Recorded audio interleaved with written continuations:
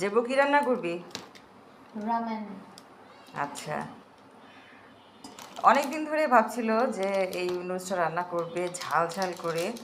তো এত নুডলস আনা হয়েছে কিন্তু এই রামেন নুডলসটা আনা হয় না। তো আজ মামে গিয়ে এই যে নিয়ে আসলাম স্বপ্ন থেকে। তারপরে এখন আমি রান্না করব না, ও রান্না করবে। পানিটা প্রথমে ফুটিয়ে নেওয়া হলো, তার মধ্যে এই যে নুডলসটা দিয়ে দেওয়া হয়েছে। এখন এটা আর ভাঙবো না, আস্তই দিয়ে দিল। অন্য সময় তো আমি রান্না করি আমার মতো করে, আজ মেয়ে রান্না করবে ওর মতো করে। মাঝে মধ্যে বাচ্চাদের হাতে এরকম খেতে হয়।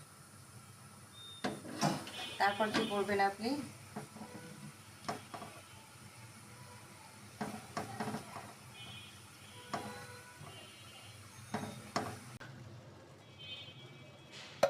এই নুডলসের যে মশলাটা ছিল সেটা আর কি দেওয়া হয়েছে। একটু ঝাল ঝাল হবে,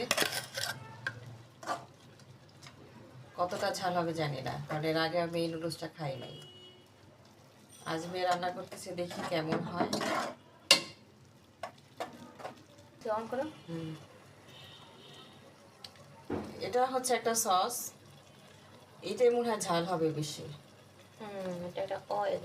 হ্যাঁ, অয়েল। Hot oil.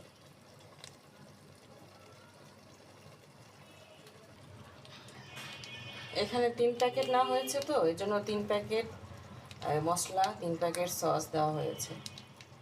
এবার সবগুলো একসাথে ভালো করে মিশিয়ে নেবে।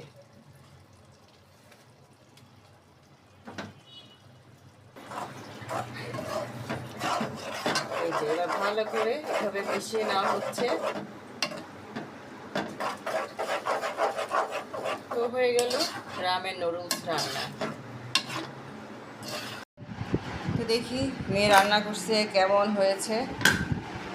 মেয়ে তো অলরেডি খাওয়া শেষ করে দিচ্ছে, এবার আমি খাবো।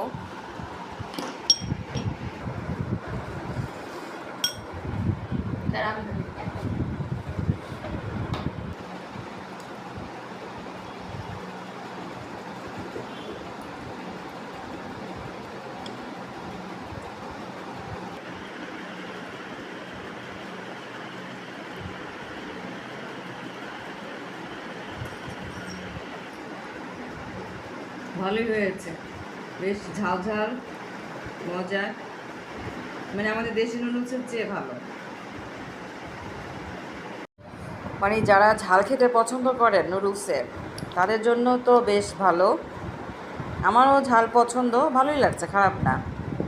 আমাদের দেশি যে নুডলস রামেন মানে যেটা বলে না, ওটার চেয়ে ভালো।